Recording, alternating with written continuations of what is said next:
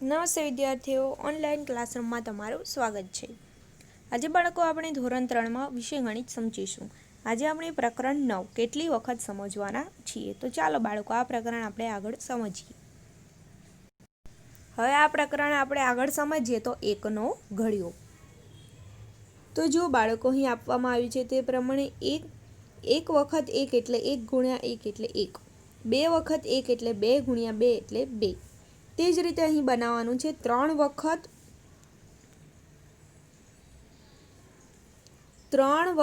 1 એટલે 3 ગુણ્યા 1 બરાબર કેટલા થશે? 3। તે જ રીતે 4 વખત 1 એટલે શું થશે? 4 ગુણ્યા 1 બરાબર 4। ત્યારબાદ 5 વખત અહીં તમારે પૂર્ણ કરવાનું છે કે 5 વખત 1 એટલે 5 ગુણ્યા 1 એટલે 5 ગુણ્યા 1 એટલે કેટલા થશે? 5। તે રીતે 6 વખત 1 એટલે 6 ગુણ્યા 1 એટલે શું થશે? 6। આ રીતે બાળકો તમારે નીચે સુધી ભરવાનું રહેશે। હવે આપણે આગળ સમજીએ મોટી સંખ્યાના ગુણાકાર।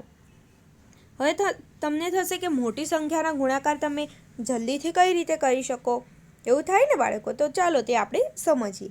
વર્ગમાંના દરેક વિદ્યાર્થીઓને 2 ચોકલેટ આપવામાં આવી, એટલે કે બધા જ વિદ્યાર્થીને 2 ચોકલેટ। દરેક વિદ્યાર્થીને અહીં કીધું છે કે દરેક એટલે એક વિદ્યાર્થીને કેટલી? 2 ચોકલેટ।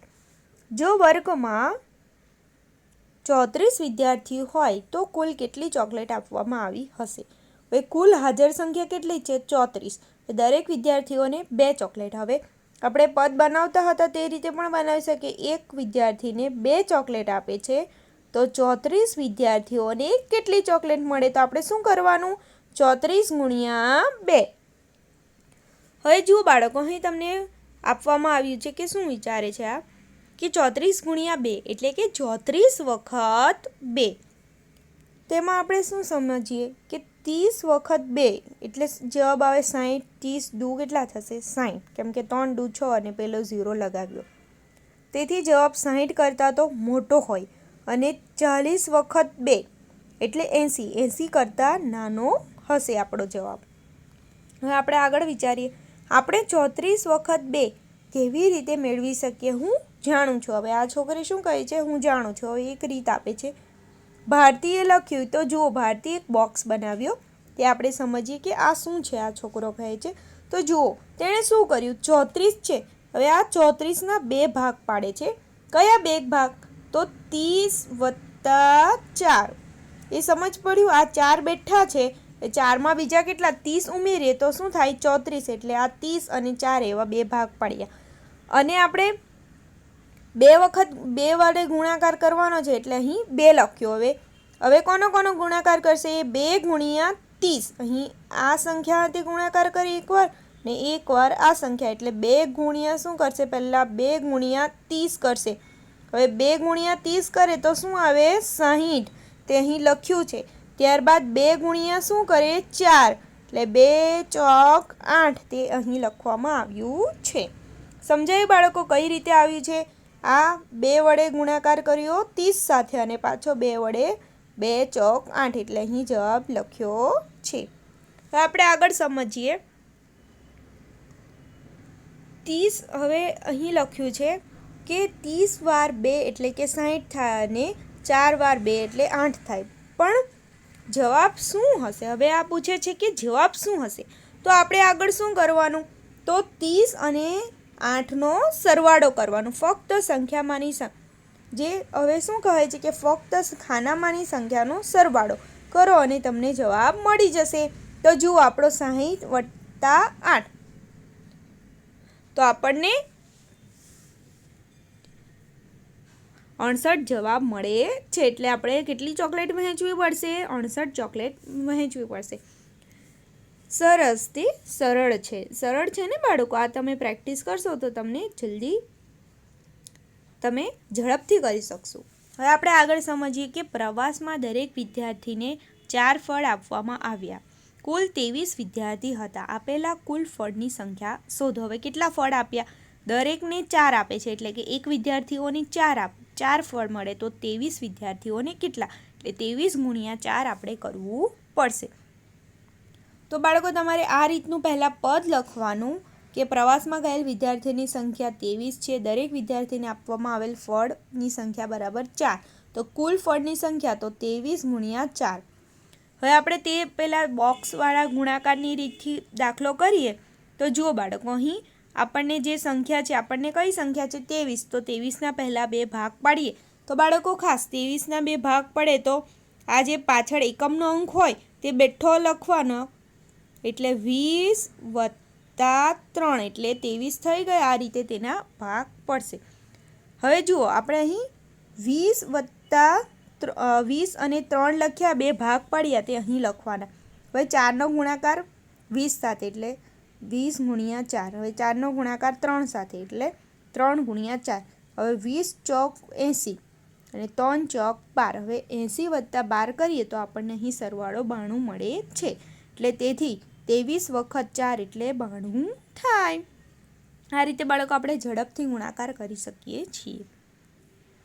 હવે ગુણાકાર કરો. તો બાળકો અહીં તમને ગુણાકાર કરવાના છે. તો અહીં બાળકો ગુણાકાર કરો એ બોક્સવાળી રીતનો ઉપયોગ કરીને તમારે ગુણાકાર કરવાનો છે. તો જુઓ, 22 ગુણ્યા 3 છે, બરાબર. તો આપણે ગુણાકાર કરીએ બોક્સવાળી રીતનો ઉપયોગ કરીને.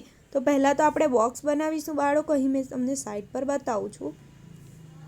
તો જુઓ બાળકો, અહીં પહેલાં બોક્સ દોરી દઈએ આપણે. હવે 22 છે તો 22ના 2 ભાગ કયા પડશે? 20 + 2. હવે ગુણાકાર કોની સાથે છે? 3 વડે, એટલે અહીં 3 લખશું. તો હવે કોનો 20 ગુણ્યા કેટલા કરવો પડે? 3. એટલે 3 દુ 6 એટલે 60 થયું. 2 1 0 મૂક્યો. હવે 2 ગુણ્યા 3 એટલે 3 દુ 6. એટલે આ રીતે આપણે અહીં જવાબ શું મળ્યો? 60 અને 6. તો અહીં શું કરવાનું? 60 + 6. અહીં જે ગુણાકારમાં જે જવાબ મળે તેનો સરવાળો કરવાનો, એટલે 6 ને અહીં ઉપરથી 6 એટલે કેટલા થયા? 66. એટલે અહીંયા આપણો જવાબ શું આવ્યો? 66. તો બાળકો તમારે આ બોક્સ ગુણાકારનો ઉપયોગ કરીને આ બધા જ દાખલા કરવાના રહેશે. આ તમારું ઘરકામ રહેશે કે તમારે જે મેં રીત બતાવી, આપણે આગળ સમજી ગયા તે રીતનો ઉપયોગ કરીને ગુણાકાર કરવાના છે. ત્યારબાદ તમને દાખલા પણ આપ્યા છે કે એક ફૂલને 5 પાંખડીઓ છે. કેટલી પાંખડીઓ છે? 5. તો એક ફૂલછડીમાં 13 ફૂલો છે. તો એક ફૂલછડીમાં કેટલી પાંખડી? એક ફૂલની 5 પાંખડી છે. હવે એક જ ફૂલની કેટલી પાંખડી? 5 છે. હવે એક ફૂલછડીમાં કુલ 13 ફૂલ છે. તો એક ફૂલછડીમાં કેટલી પાંખડીઓ છે? તો બાળકો આપણે સમજીએ. હવે તમને આપવામાં આવ્યું છે કે અહીં જો ફૂલછડી આપવામાં આવી છે કે એક ફૂલને 5 પાંખડી છે. એટલે અહીં આપણે એક જ ફૂલ છે તેને કુલ 5 ફૂલ 1 2 3 4 5 એટલે કે એક ફૂલ હોય તેને આ રીતે પાંખડી હોય તેવી 5 પાંખડી છે. તો હવે કીધું છે કે એક ફૂલછડીમાં 13 ફૂલ છે. તો અહીં તમને કુલ 13 ફૂલ આપવામાં આવ્યા છે. તો એક ફૂલછડીમાં કેટલી પાંખડીઓ હશે? તો એક ફૂલછડી એટલે કે આખી ફૂલછડીમાં કેટલી બધી પાંખડીઓ હશે? તો આપણે શું કરીશું? 13 ગુણ્યા 5 કરીશું. તો તમે ચોકડી ગુણાકારની રીતનો ઉપયોગ કરીને દાખલો કરશો તો તમને જવાબ મળશે 10. તો આપણે ચોકડી ગુણાકારનો ઉપયોગ કરીને એક દાખલો સમજીએ. તો 10 ને નહીં, આપણે આ રીતે લખીએ. અહીં બોક્સ બનાવું છું મેં. અહીં ઉપર આવશે 10 અને 3. આના 13ના 2 ભાગ પાડ્યા. હવે શું? 5 વખત એટલે ડાયરેક્ટ જવાબ લખીશ. 5 ગુણ્યા 10 કરીએ તો શું જવાબ આવે? 50. અને 5 ગુણ્યા 3 એટલે 5 તાલી 15. હવે આપણે આ બેનો શું કરવાનો? સરવાળો કરીશું. તો ચાલો આપણે 50 + 15 કરીએ. તો અહીં આવ્યા 5 ને 5 + 1 એટલે 6. એટલે આપણને 65 મળ્યો. એટલે 13 પંચામ કેટલા થશે? 65. એટલે આપણો ગુણાકારનો જવાબ મળી ગયો. એટલે તો કુલ ફૂલમાં 65 પાંખડીઓ છે. હવે આ જ રીતનો ઉપયોગ કરીને બાળકો તમારે 64 ગુણ્યા 8નો ગુણાકાર કરવાનો છે। એક પુસ્તકના 64 પાના છે તો 8 પુસ્તકના કુલ કેટલા? તો તમારે 64 ગુણ્યા 8નો 8 ચોકડી ગુણાકારની રીતથી આપણે ગુણાકાર કરવાનો છે બોક્સ પદ્ધતિથી, ને પછી તમારે જવાબ લખવાનો રહેશે। હવે બાળકો આમાં પણ આ દાખલો પણ સેમ એ જ રીતે છે કે સભામાં વિદ્યાર્થીઓ હારમાં ઊભા રહે છે, જે તમને અહીં ચિત્રમાં આપ્યું છે। કુલ 6 હાર છે। દરેક હારમાં એટલે કે એક હારમાં 17 વિદ્યાર્થીઓ હોય તો કુલ કેટલા વિદ્યાર્થીઓ હોય છે? તો એક હારમાં 17 વિદ્યાર્થીઓ તો કેટલી હાર છે? 6। તો 6 હારમાં કેટલા? તો 6 આપણે ગુણાકાર કરીએ, 6 ગુણ્યા શું આવે? 17। તો તમારે ગુણાકાર કરીને જવાબ લખવાનો રહેશે। હવે આપણે આગળ સમજીએ। આગળ પણ બાળકો સેમ આ દાખલો આપ્યો છે તે તમારે જાતે કરવાનો છે। ત્યારબાદ આપવામાં આવ્યું છે કે 23 ડઝન એટલે કેટલા? ઘણી બધી વસ્તુઓ ડઝનમાં વેચાય છે। જાણ કે બાળકો તમે સાંભળ્યું હશે કે 1 ડઝન કેળા, આ બધી અમુક વસ્તુઓ છે તે ડઝનમાં વેચાય છે। હવે તમને થશે કે 1 ડઝન એટલે શું? એટલે 1 ડઝન એટલે 12 થશે, એટલે 1 ડઝન બરાબર 12। હવે તમને કીધું છે કે 1 ડઝન કેળા એટલે 12 કેળા, તેથી 23 ડઝન એટલે 23 ગુણ્યા 12। હવે તમે 23 ગુણ્યા 12 કરો તો અહીં તમને અહીં આપવામાં આવ્યું છે। હવે જુઓ 23 ગુણ્યા 12 છે તો અહીં તો જુઓ બંને બાજુ સંખ્યા આપવામાં આવેલ છે। હવે જુઓ અહીં બંને બાજુ બે બે સંખ્યા છે। પહેલામાં અહીં એક જ સંખ્યા હતી, અહીં બે સંખ્યા છે, તો અહીં તમારે આ રીતે ગુણાકાર આવશે કે પહેલાં 23 છે, 23 ગુણ્યા તમારે કેટલા કરવાના છે? 12। તો આપણે 23ના જે રીતે ભાગ પાડતા હતા તે રીતે પાડીશું, તે જ રીતે 12ના પણ પાડવાના છે। જો 23નો ભાગ છે તો 20 વત્તા 3, તો અહીં 20 અને 3। હવે 12ના કેટલા પડશે? 10 વત્તા 2, તે અહીં નીચે લખવાના।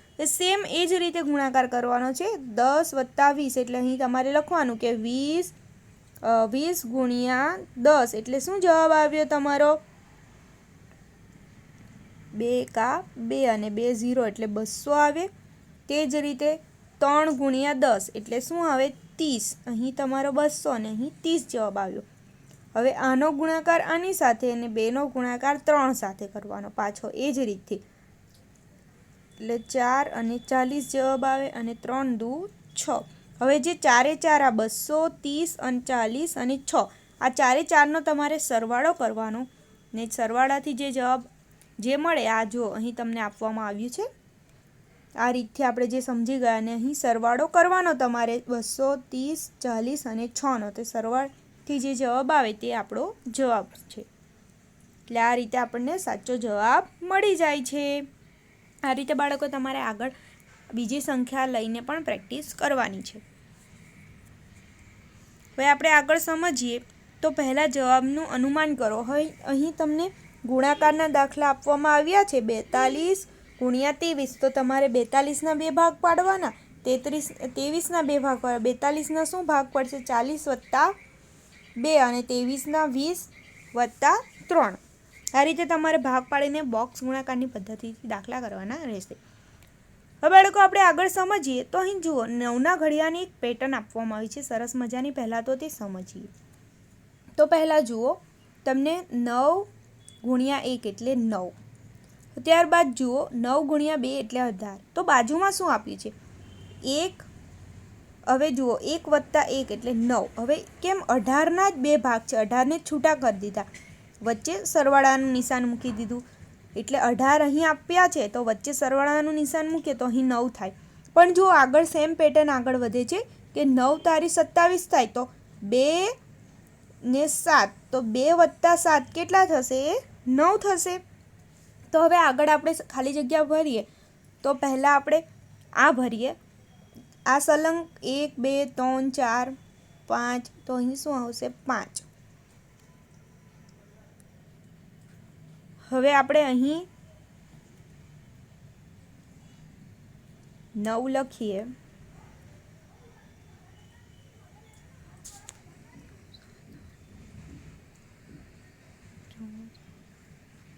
હવે અહીં 4 લખીએ, તો 5 વત્તા 4 કરીએ તો 9 થશે, તો અહીં 54 આવે। 9 છંગ 54 આ રીતે આપણે આગળ ઉમેરી શકીએ। તે જ રીતે બાળકો આપણે આગળ આ પેટર્ન વધારી શકીએ। તમારે આગળ આ પેટર્ન વધારવાની રહેશે। હવે 9 કેટલા થશે?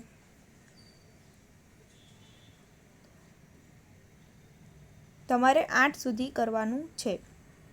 બાળકો આમાં આપણે આગળ સમજીએ તો આપણે 6 સમજી ગયા। હવે 7 9 સત્તામ કેટલા થાય? 9 સત્તામ 63। તો અહીં આપણે 6 વત્તા 3, તમે 6 વત્તા 3 કરો તો કેટલા થશે? 9। એટલે ક્રમવાઇઝ આ પેટર્ન આગળ વધે છે। 9 અઠ્ઠામ કેટલા થાય? 72।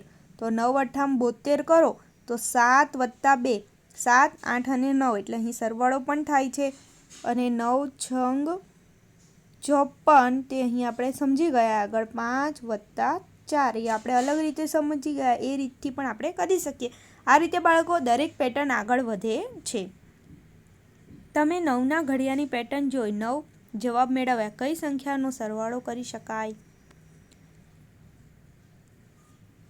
હવે આપણે આગળ સમજીએ તો સંખ્યાઓનો ગુણાકાર કરીને કોષ્ટક પૂર્ણ કરો। હવે સંખ્યાનો ગુણાકાર કરીને કોષ્ટક પૂર્ણ કરવાનો છે। તો જુઓ બાળકો ધ્યાનથી કે અહીં કોનો ગુણાકાર આવશે? આખો કોઠો પૂરો કરવાનો છે। તો હવે 1 ગુણ્યા 1 કરીએ તો 1, 1 ગુણ્યા 2 કરીએ તો 2, 1 ગુણ્યા 3 3, હવે 2 ગુણ્યા 1 2। અહીં બાળકો 1નો ઘડિયો છે પહેલી લાઇનમાં, બીજી લાઇનમાં 2નો ઘડિયો, 2 ગુણ્યા 1 એટલે અહીં આ ખાનામાં 2, 2 ગુણ્યા 4 એટલે અહીં 4। આ રીતે તમારે 4 એકા 4, 4 દુ 8 આ રીતે આગળ તમારે ઘડિયો પૂરો કરવાનો છે। 5નો 6નો 7 8 9 અને 10 આ રીતે તમારે કોઠો ઘડિયા પરથી લખવાનો રહેશે। એટલે ગુણાકાર બી આવી જશે તમારો આ રીતે। આપણે આગળ સમજીએ તો જુઓ બાળકો અહીં તમને ચોકડી આપેલી છે। તમારા કોષ્ટકની ચોકડી જુઓ। હવે આ ચોકડી એવી છે કે ઉપરથી નીચે સુધીની સંખ્યાનો સરવાળો કરે। ઉપરથી નીચે એટલે કે 3 6 અને 9 તેનો સરવાળોનો જવાબ શું આવશે? 18। હવે ડાબીથી જમણી બાજુ, હવે ડાબી બાજુ આ છે તો અહીંયાથી જમણી બાજુ જઈએ તો બી 18 મળે। જવાબ કેવો મળે છે? સમાન મળે છે। એટલે ઊભી લીટી અને આડી લીટીનો જવાબ 18 આવે છે। તો અહીં કીધું છે કે બીજી આવી ચોકડી કોષ્ટકમાં શોધો અને તમારી નોટબુકમાં લખો। તો સેમ બાળકો તમે કોઠો પૂર્ણ કરશો તો તમારે તેમાંથી આવી બીજી ચોકડી શોધવાની છે। હવે આપણે આગળ સમજીએ તો આ કોષ્ટકમાં 1 થી 10 સુધીના અંકોને કોઈ એક રંગથી રંગો। હવે 1 થી 10 સુધીના અંકો છે તે તમારે રંગવાના છે। ત્યારબાદ કીધું છે કે 12 થી 20 યાદ રાખજો, 12 થી 20 સુધીના અંકો બીજા રંગથી રંગો।